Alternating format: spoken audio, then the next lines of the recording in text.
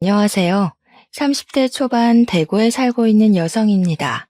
저는 아직 결혼은 안 했고 식구들과 의지해서 오순도순 잘 살고 있어요. 제가 집에서 일을 하고 있는 사람인데 오랜만에 아침에 외출을 했다가 문득 하늘이 너무 맑은 걸 봤는데요. 기분도 좋아지고 무엇보다 보고 싶은 사람이 생각이 나 하루 종일 마음이 묵직하더라고요.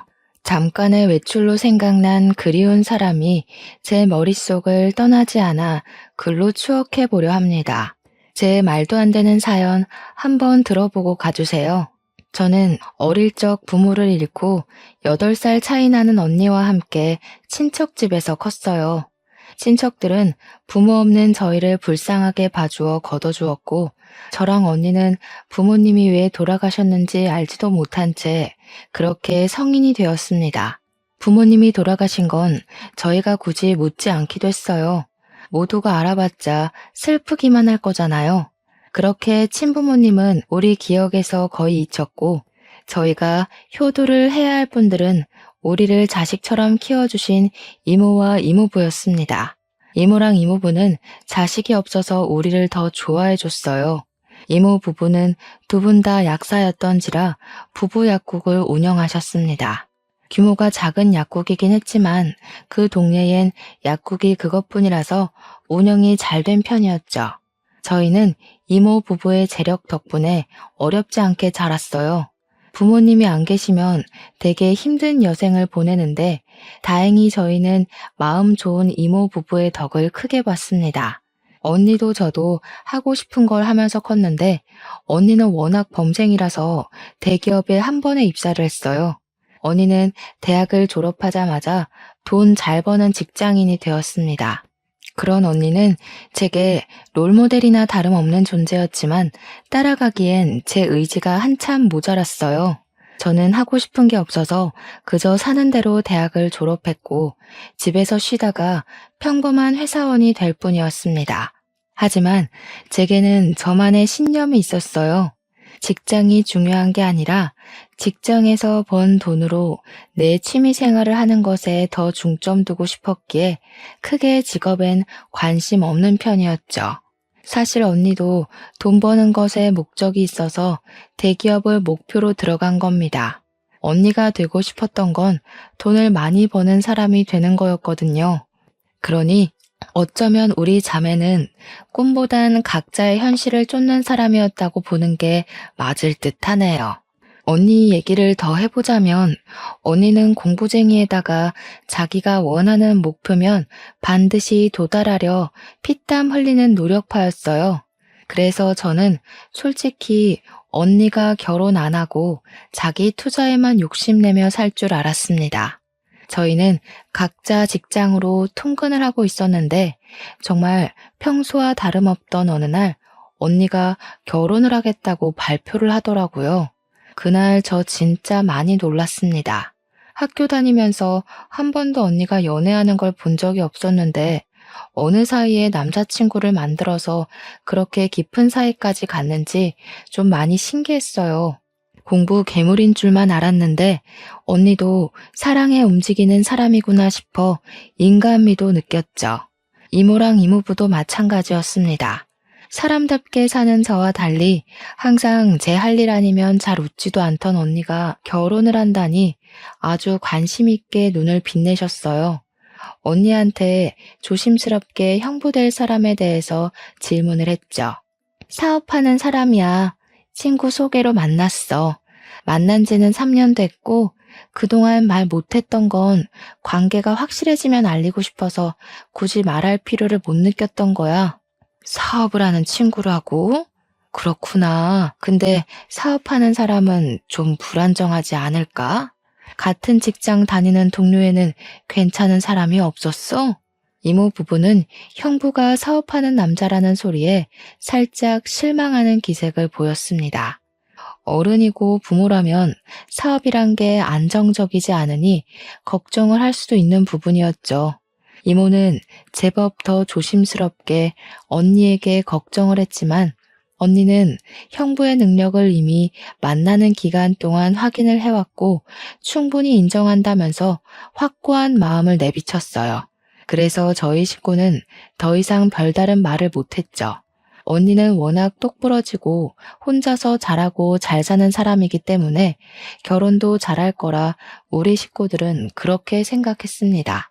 언니의 안목까지 믿었던 거죠. 그러나 똑부러진 언니도 실수를 할 수 있는 사람이라는 걸 이번 경험을 통해 알았어요. 아직도 그날의 언니만 생각하면 마음이 찡하게 울립니다. 저희 식구 앞에서 처음으로 환하게 웃으며 행복하게 집을 떠났던 언니는 결혼 생활을 시작한 지 불과 2년 만에 싸늘한 주검이 되어 우리 곁으로 돌아왔어요. 영안실에서 언니를 마지막으로 본 그때의 모습이 또 한 번 제 뇌리를 지나가네요. 당시 형부한테서 언니가 스스로 극단적인 선택을 했다는 소식만 전달받고는 아무런 앞뒤 상황 전혀 모른 채 장례식장으로 달려갔었습니다. 심장이 너무 빨리 뛰었고 장례식 입구를 보자마자 눈물이 터져 나왔어요. 이미 장례식 문턱을 넘어가면서도 저는 사실이 아니길 바랐습니다. 하지만 믿을 수 없게도 형부가 기다리고 있는 빈소에는 언니의 영정사진이 세워져 있었어요. 너무 놀란 저는 발걸음을 뗄 수가 없었습니다. 이미 울면서 뛰어오느라 눈이 다 부었는데 그 자리에서 또 한 번 눈물을 터뜨리며 입을 틀어 막았었네요. 오랜만에 보는 언니 얼굴을 이렇게 영정사진으로 마주하게 될 줄은 몰랐습니다. 이모는 언니를 보자마자 주저앉아 오열을 했어요. 이모부도 넋놓고 눈물을 보이면서 이모를 부축했습니다. 이모가 언니 사진 앞에서 언니 이름을 부르짖으며 바닥을 길 때 그 옆에서 사돈 식구들은 아무 말도 하지 못하고 그저 침묵만 유지하고 있었어요. 그때 비통하게 통곡을 하던 이모는 눈물이 곧 분노가 되어 이모부를 뿌리치고 자리에서 일어났어요. 다짜고짜 형부에게 달려들어 멱살을 잡았습니다. 이게 뭐야? 자네가 말해보게. 우리 혜인이가 왜 이렇게 된 거야? 내 딸 평생 행복하게 해준다고 하지 않았어?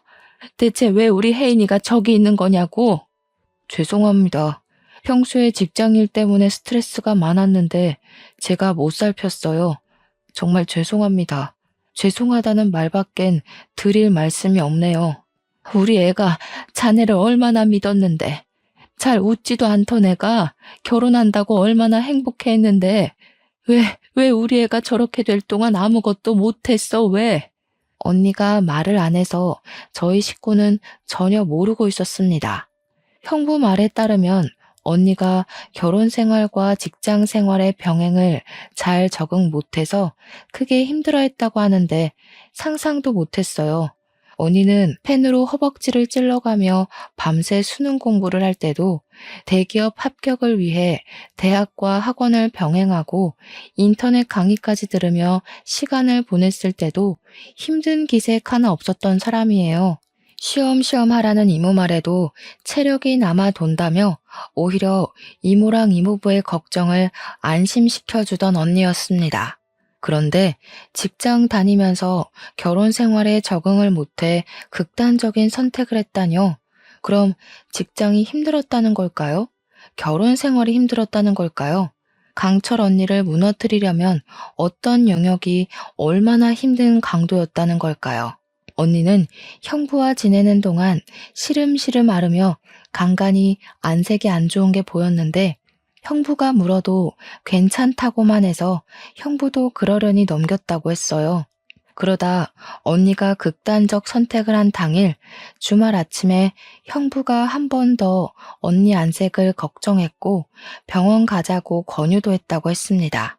그때 언니는 그냥 아침 공기 좀 쐬고 오겠다고 집을 나갔을 뿐이고 그 이후 저녁까지 들어오지 않았다네요. 형부가 걱정이 돼서 뒤늦게 연락을 했지만 언니 폰이 집에 있다는 것도 그때쯤에 알았다고 했어요. 그래서 경찰에 신고를 했던 거고 언니가 주검이 되어 돌아왔다고 했습니다. 언니에게 그런 고충이 있는 줄도 모르고 그저 언니가 괜찮다고 하면 진짜 괜찮은 줄 알고 넘겼던 지난 과거까지 후회가 되었어요. 언니를 존경하기만 했지 단 한 번도 언니에게 위로를 줘야겠다는 생각은 못 해봤습니다. 제가 언니에 대한 관심이 부족해서 점점 시들어가는 언니를 일찍 발견해주지 못한 게 너무 미안했어요. 잘하면서도 외롭게 공부랑 다투며 사람과의 추억도 제대로 못 쌓았던 우리 언니. 그런데 마지막 가는 순간까지도 누구 하나 손잡아주는 사람 없이 그렇게 홀로 쓸쓸히 갔네요.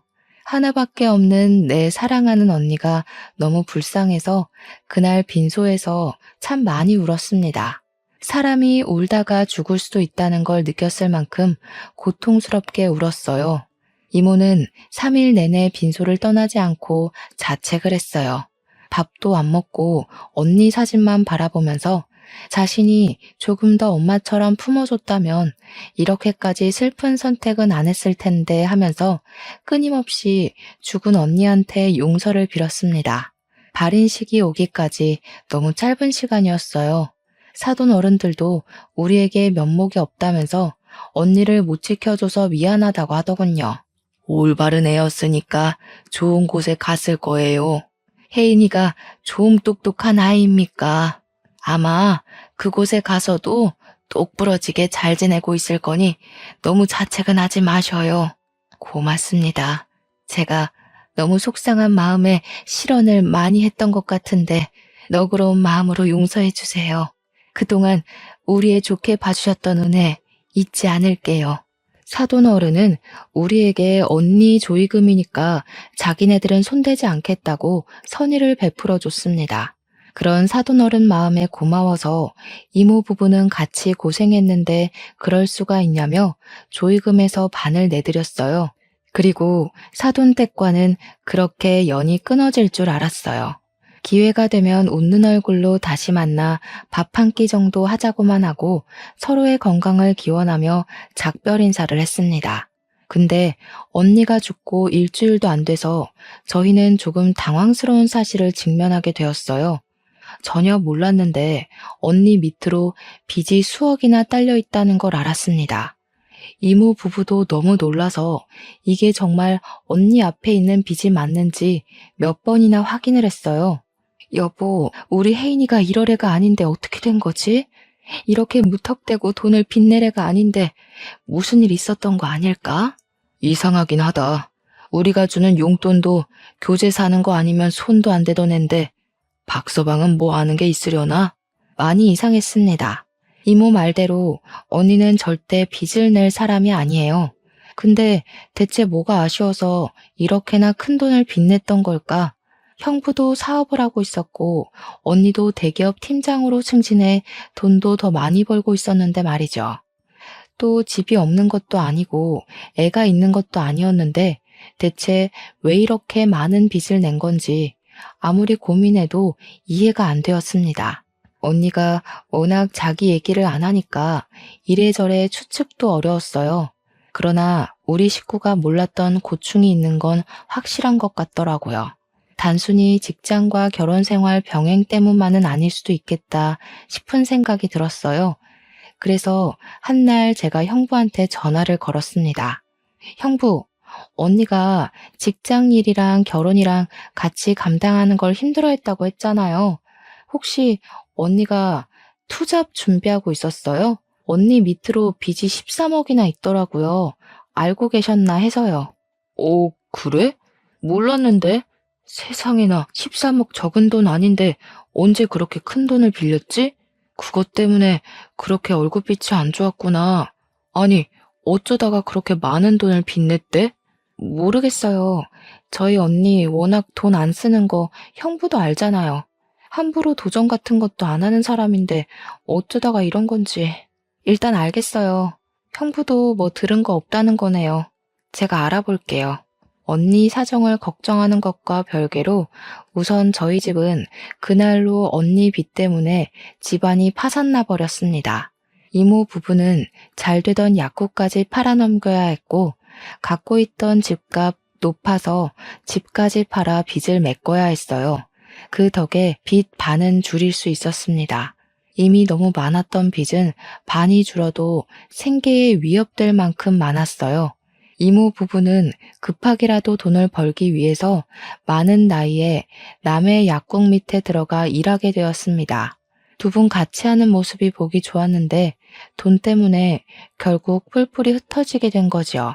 저 또한 어려워진 형편을 지켜만 볼 수는 없어서 퇴근하고 아르바이트를 뛰었어요. 이모 부부도 집에서 따로 부업을 하면서 저희 식구는 언니 빚을 해결하느라 24시간 부족한 삶을 살아야 했습니다. 그렇다고 한 번도 죽은 언니를 원망했던 적은 없어요. 걱정이 되었던 건 여전하고 언니가 보고 싶은 것도 마찬가지였습니다.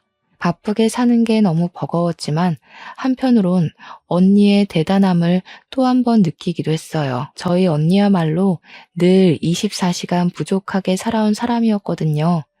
그 덕에 언니의 모든 시간은 전부 언니의 커리어가 되었고요.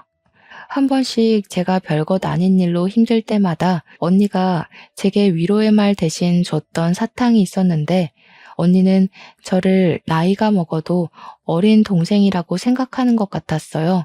그게 다 늙어서는 그게 한 번씩 꼰대처럼 보여서 내가 앤 줄 아냐고 언니한테 틱틱거리기도 했는데 언니가 죽고 나니까 저는 나무였고 언니는 제게 숲이 되어준 든든한 존재였다는 걸 알겠더군요.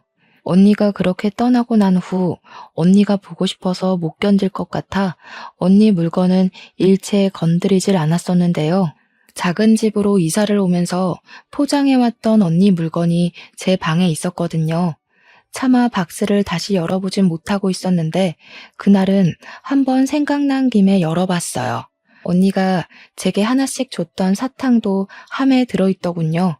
그렇게 언니가 남겨두고 간 유품을 묵묵히 살펴보던 중 갑자기 생각난 게 있었어요.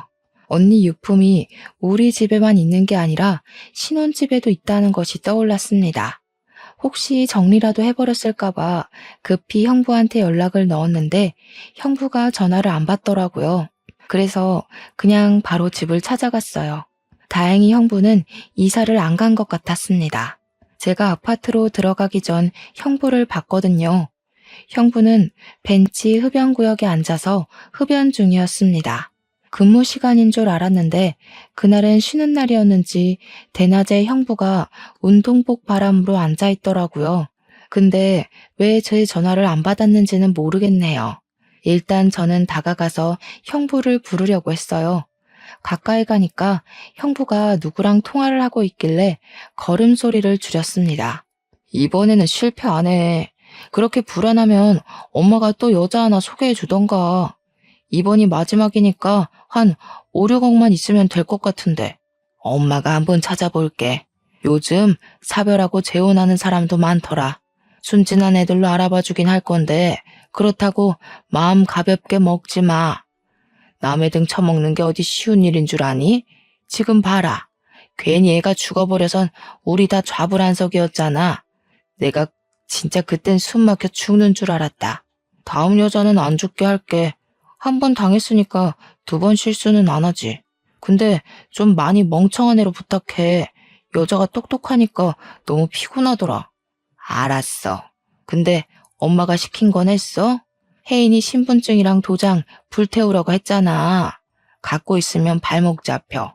마땅한 장소 못 찾겠으면 엄마한테 말해라. 어디 절에 가서 태워버리게. 듣고 저는 꼼짝도 못했습니다. 대체 이게 무슨 소리일까 생각 많이 했어요. 하지만 도통 제 상식으론 당장 결론 내릴 수 있을 만한 발언들이 아니었습니다. 저는 결국 형부에게 달려들려다 말고 급히 숨어버렸어요. 그렇게 통화는 그냥 그대로 끝이 났는데 제가 나무 뒤에 숨는 바람에 형부가 혼잣말로 중얼거리는 것까지 듣고 말았는데요. 아, 겁나 똑똑한 년. 나 난감하게 만들려고 머리 많이 썼네. 아니지, 멍청한 건가?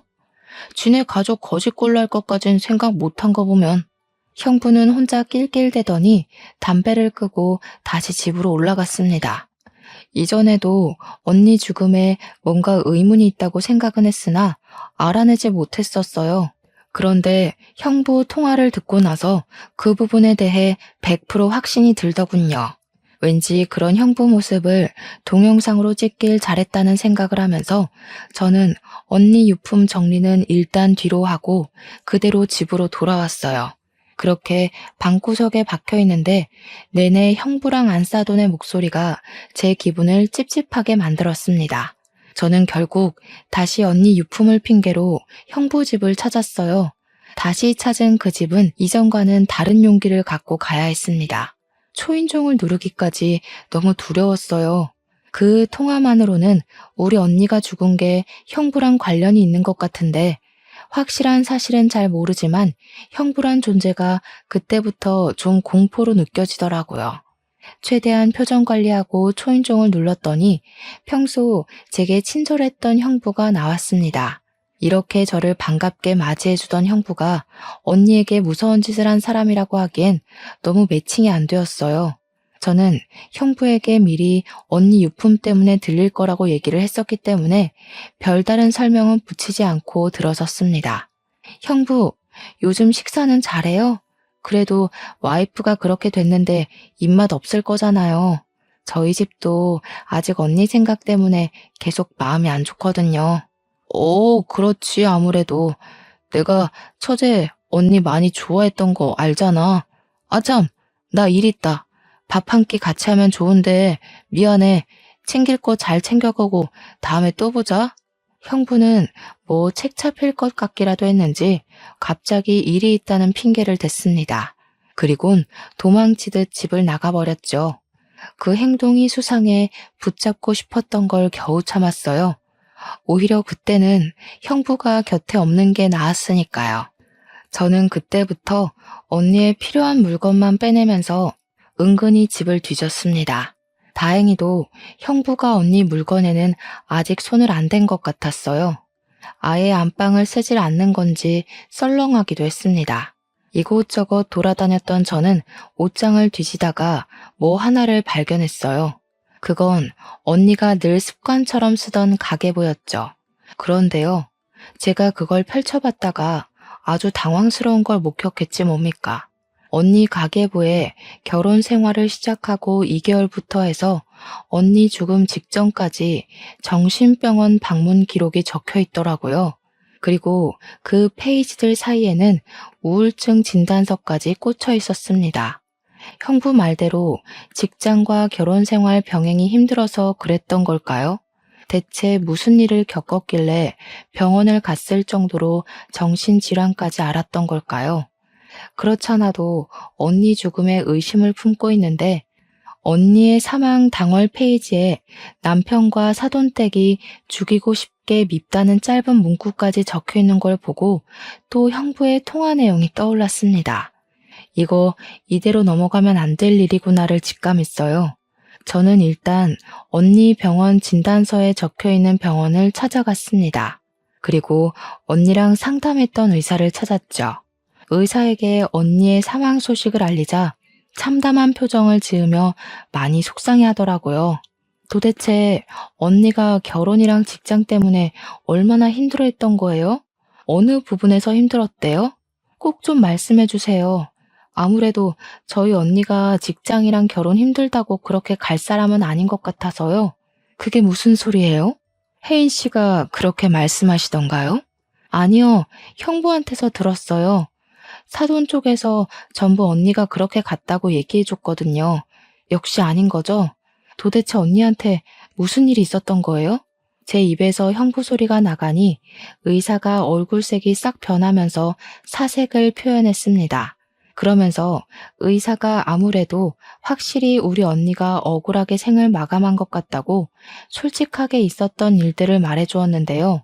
그 내용은 너무나도 충격적이었고 다시금 떠나간 언니를 떠올리게 했습니다. 그리고 그 자리에서 저를 또 울게 만들었죠. 의사 말은 이랬습니다. 형부가 결혼을 하고 한 달 만에 하던 사업을 접고 다른 사업을 시작했대요. 그 사업이 심심하니까 금방 접고 다시 다른 걸 시작했고 또 접고 또 시작하고를 반복하며 살았다고 했습니다. 어떻게 형부가 돈 많이 드는 사업을 금방 하고 금방 접고 할 수 있었냐 하면 이게 바로 저희 언니 죽음과 관련이 되어요. 형부가 언니 몰래 언니 이름을 달고 돈을 빌렸기 때문이었죠. 하지만 똑똑한 언니한테 형부는 머지않아 그 사실을 바로 들켰다고 했습니다. 근데 언니가 그걸 그냥 넘어갔대요. 그 돈이 무려 15억이나 되었다고 하셨습니다. 그러니까 형부가 철딱선이 없는 애처럼 이런저런 사업에 손 담가볼 때 언니 혼자서만 집안 생활비부터 형부가 달아놓은 빚을 대신 갚아갔다는 겁니다. 그것 때문에 언니랑 형부랑 하루가 멀다 하고 싸우기까지 했는데 그 와중에 형부는 잘한 것도 없으면서 자존심 상한다고 언니에게 손찌검도 했었다네요. 의사가 처음에는 신고하자고 언니를 설득했대요. 그런데 언니가 우리 집에 알려지면 자기가 짐이 되는 격이니 그게 싫어서 버틸 때까지 버틴 거라고 하더군요. 그게 골마서 결국 우울 증세로 이어졌고 그렇게 참았던 게 2년이라고 했습니다. 언니는 실제 중증 우울증 환자였다고 합니다.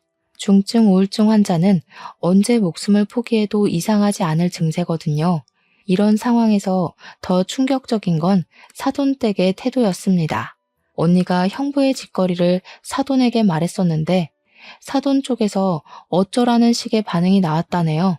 순 헛똑똑이었던 스스로를 탓하라면서 자기 인생은 자기가 잘 책임져야 되는 거라고 남 탓하지 말랬답니다. 어떻게 우울증이 있는 사람을 그렇게 질책하고 함부로 할 수가 있단 말입니까? 의사의 말을 종합해보면 사실상 언니를 죽인 사람은 형부랑 사돈댁이라는 거 아닌가요? 언니가 우울증인 거 알았다고 하는데도 그런 사람을 방치하고 빚만 내서 죽음에 이르게 한 거잖아요. 우리 언니가 왜 죽었는지 다 알고 있었으면서 뻔뻔하게 장례식에서 눈물을 보였던 거예요. 저희 손을 잡으면서 언니가 좋은 곳에 갔을 거라고 얼굴에 철판 깔고 위로하던 사돈들 모습이 떠오르자 저는 참을 수 없이 화가 났습니다. 모든 걸 알고 주체할 수 없을 만큼 화가 난 저는 이대로 둘 수 없어 당장 법조인을 찾아갔어요.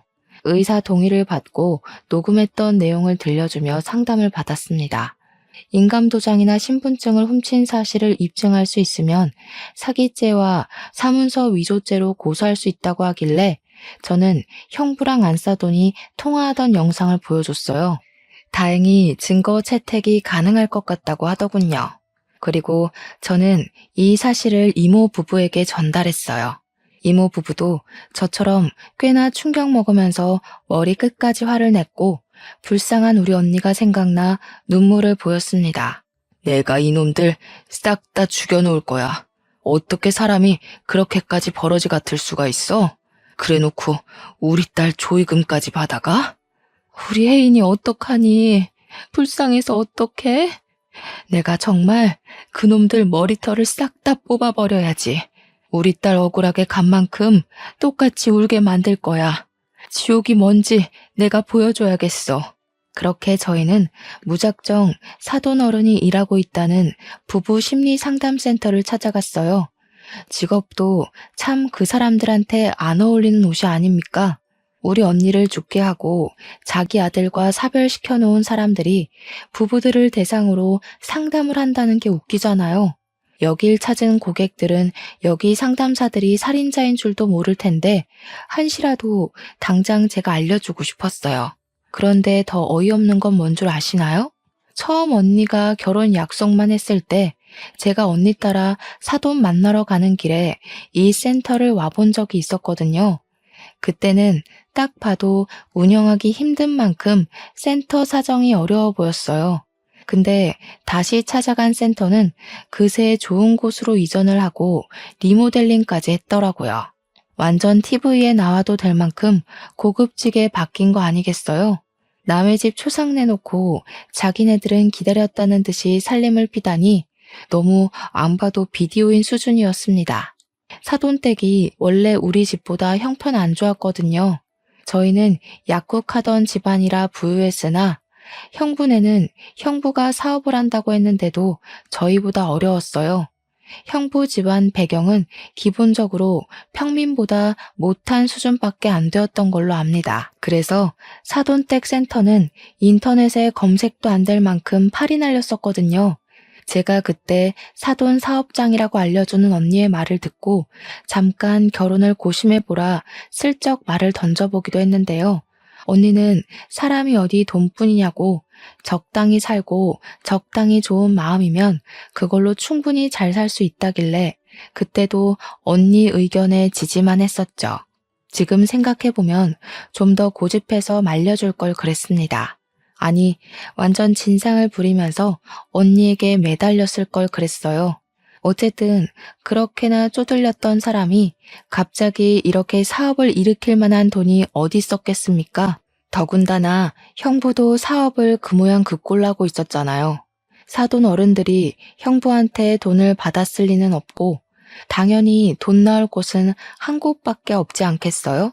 바로 우리 언니겠죠. 우리 언니 목숨을 앗아간 돈으로 지네들 밥줄이나 키우고 있었다는 게 너무나 열이 받았어요.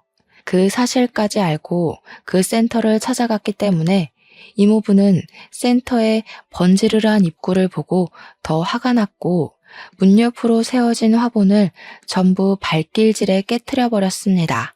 무작정 안으로 들어갔더니 직원이 바깥 소란을 알고 당황해서 무슨 일이냐고 저희를 막더군요. 살인미수죄 공모로 같이 조사받고 싶지 않으면 비키세요. 그리고 지금부터 그쪽들이 모시는 상사 수준이 어떤지 잘 보시고 하루빨리 이직하시는 게 좋으실 겁니다. 오늘부로 여기 문 닫을 거거든요. 저는 직원들을 뿌리치고 당장 사돈 어른들을 찾았습니다. 그마저도 제가 찾아 나서는 게 싫어서 당장 기어나오라고 소리를 쳐버렸어요. 그러니 당연하게도 사돈 어른들이 상담하다 말고 튀어나오더라고요. 어머나 세상에, 혜인이 동생 아니니? 여기서 뭐 하는 거야? 다짜고짜 와서 민폐야? 뭐 하는 거긴요. 우리 언니 죽인 살인자 두 분한테 따지러 왔죠. 와, 너무 웃긴다. 지금 부부 상담해 주시는 거예요? 자격 있어요? 우리 언니랑 형부 사별시킨 사람들 아니세요? 아, 이분들도 다 사별시키려고요? 여기 부부 화합이 아니라 부부 사별이 목적인 곳인가 보죠? 뭐야? 갑자기 찾아와서 밑도 끝도 없이 무슨 행패야? 경찰에 신고하기 전에 당장 나가. 감히 누구를 모욕하려고? 안사도는 얼굴이 시뻘개져서 제게 목청을 높였어요. 직원한테 당장 경찰에 신고하라고 지시하면서도 돈 주는 고객들을 지키고 싶었는지 상담실에 들어가 계시라고 억지 웃음을 짓더군요. 거기다 대고 제가 말해줬죠. 이 사람들의 진실을요. 다들 한시라도 빨리 도망치시는 게 좋을 거예요. 여기 이 상담사들이 얼마나 사람 심리로 장난을 쳤는지 저희 언니가 그거 못 견디고 불쌍하게 죽었거든요. 심리 상담사라서 심리적으로 사람 피말리는 짓 굉장히 잘하는 사람들이에요. 여기서 상담받았다간 부부끼리 서로 죽이네 마네 하시게 될 거니까 얼른 다른 데 알아보세요. 그러자 제 입을 다물게 만들고 싶었던 안사돈이 앞일 생각 못하고 제 뺨을 갈기면서 분위기가 더 심하게 산만해졌습니다. 지켜보고 있던 부부 고객들은 안사돈의 돌발 행동 때문에 이미 상담사로서의 신뢰를 잃고 말았어요. 그 와중에 안사돈은 아예 이미지를 놓아버리기로 마음먹은 건지 제게 막말을 내뱉기 시작했는데요. 뭐? 살인자? 근거 있니? 이렇게 개념 없이 덤벼들 거면 그만한 증거는 갖고 행패 부리는 거야? 어디 버르장머리 없게 두 눈 똑바로 뜨고 누명을 뒤집어 씌우려고 해? 네 언니 죽은 게 왜 우리 탓이니? 혼자 살기 싫다고 멋대로 죽은 언니한테 물어봐라. 우리가 죽으라고 떠밀었다니?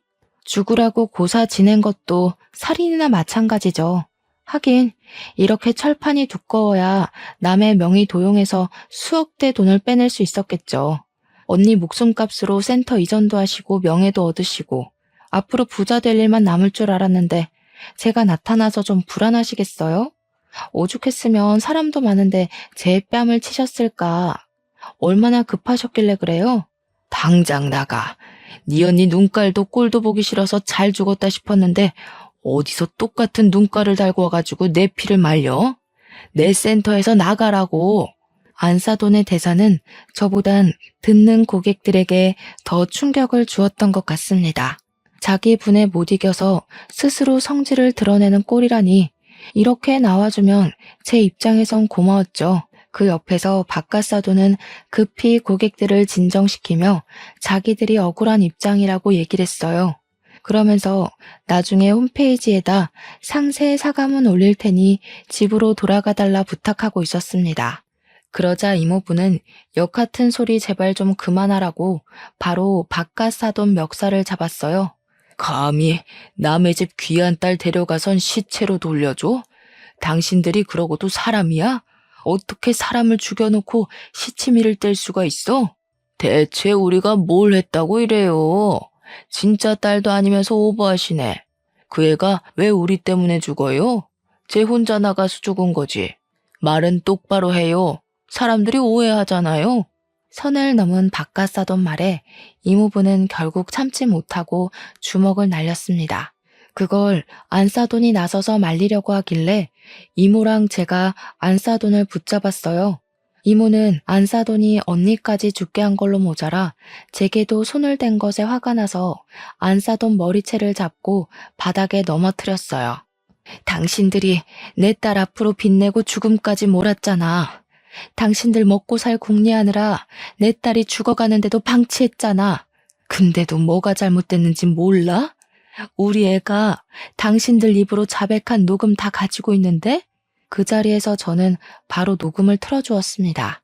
그랬더니 사돈도 놀랐지만 누구보다 충격받은 부부 고객들 놀라서 당장 환불 요청하기 시작했어요. 그러면서 고객들은 사돈 어른들한테 쌍욕을 했고 그렇게 살지 말라며 경고를 때린 뒤 센터를 나갔습니다. 밖에서 센터 건물을 사진으로 대량 찍는 것 같던데 아무래도 SNS에 후기를 올리려고 하는 것 같았어요. 그때 정말 타이밍 기가 막히게도 룰루랄라 놀러온 형부가 센터를 들렀다가 내부 상황을 보고 당황하더군요. 저랑 저희 식구들을 보면서 순간 찔리는 게 있는지 바로 도주를 했습니다. 저 사람이 우리 언니한테 가장 큰 가해자였을 텐데 이대로 놓칠 수가 있나요? 저는 형부를 잡기 위해 곧장 쫓아갔어요. 그런데 역시 여자의 몸으로는 좀 역부족이더군요. 할 수 없이 바로 경찰에 신고를 했지만 경찰이 오는데 10분이나 걸리는 바람에 이미 도주한 형부는 당장 잡지 못했습니다. 하지만 저는 형부와 사돈 가족들을 전부 사기죄로 고소 진행부터 했어요. 신고 접수가 되자마자 당연히 수사가 진행되었고 다행히도 언니가 쓰던 가계부, 언니 명의의 통장, 그리고 그들이 태웠다고 발언했던 언니의 도장과 신분증이 전부 증거물과 증언이 되어서 경찰에게 제출되었어요. 언니 신혼집 침대 밑에서 언니 휴대폰도 발견됐다고 하더라고요.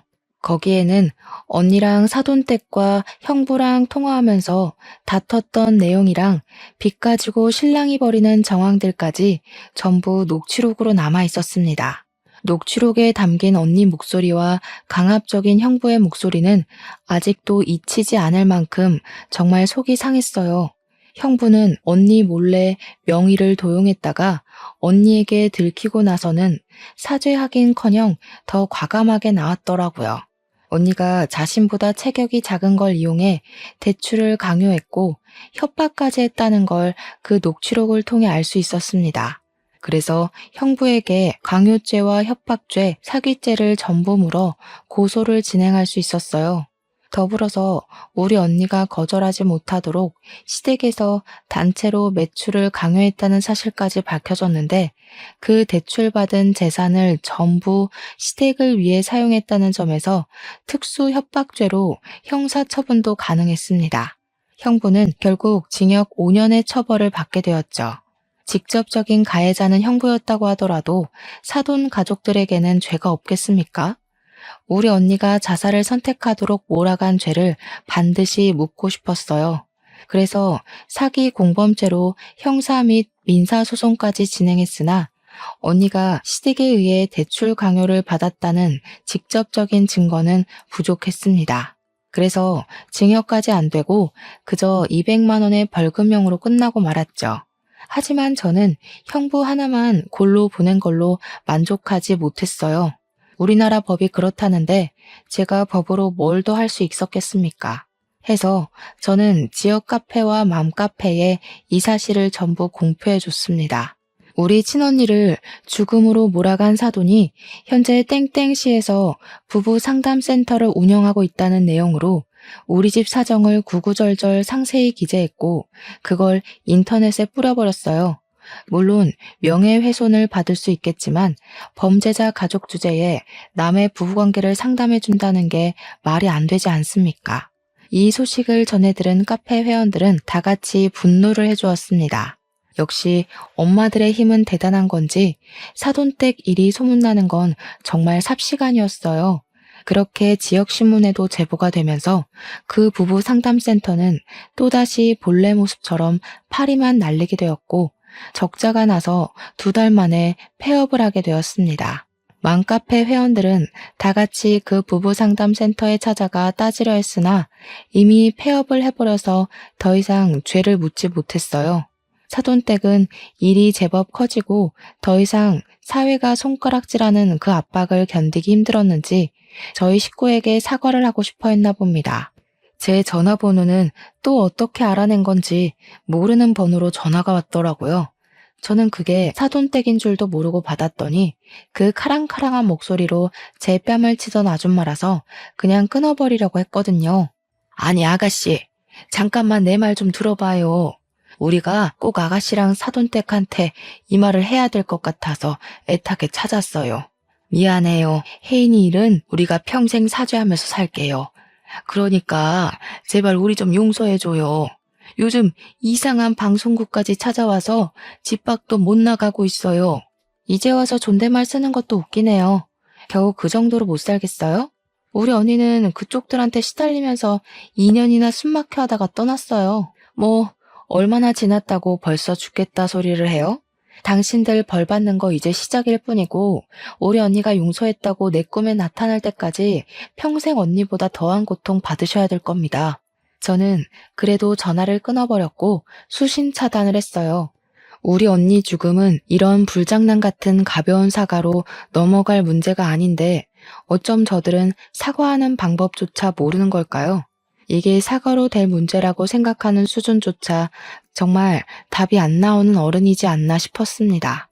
저는 이렇게 파렴치한 인간들이 벌을 받게 만들긴 했지만 언니를 잃은 상실감은 여전히 채워지지 않더군요. 제가 언니에게 조금 더 관심을 가지고 살았다면 이런 일이 안 벌어졌을까 싶으면서 뒤늦은 후회만 오더라고요. 우울증에 정신과 약까지 복용했는데 동생인 제가 몰라준 게 얼마나 한심합니까? 이렇게 한 달이 건넌 가족관계에도 발등 찍힌 것이 너무 억울하고 서러운데 우리 언니는 제가 아팠던 것보다 더 아팠겠죠.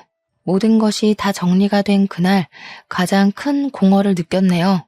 끝장을 봐서 다행이다 싶으면서도 이대로 그들에게 준 벌이 끝나버린 것이 싫기도 하는 이중적인 마음도 들었고요. 그냥 문득 언니가 보고 싶어서 이랬다 저랬다 하는 것 같습니다. 하늘에서 언니가 저를 꼭 지켜보고 있었길 바래요. 언니 보고 싶은 마음 하나가 제게 이렇게 큰 용기가 되었다고 제 마음의 소리를 들었기를 꼭꼭 바랍니다. 그래도 세월이 약이라는 말이 거짓은 아닌가 보더라고요. 언니가 세상을 뜨고 9개월이 지난 현재 주말마다 이모랑 이모부랑 등산에 취미가 생겨서 다니고 있어요. 등산할 때 체력적으로 힘이 드니까 딴 생각을 안 해서 좋더라고요. 특히 산 정상에 올라가면 마치 제가 힘들었던 순간순간들이 결국 다 수억만 가지의 경험 중 하나일 뿐이라는 생각이 들어요.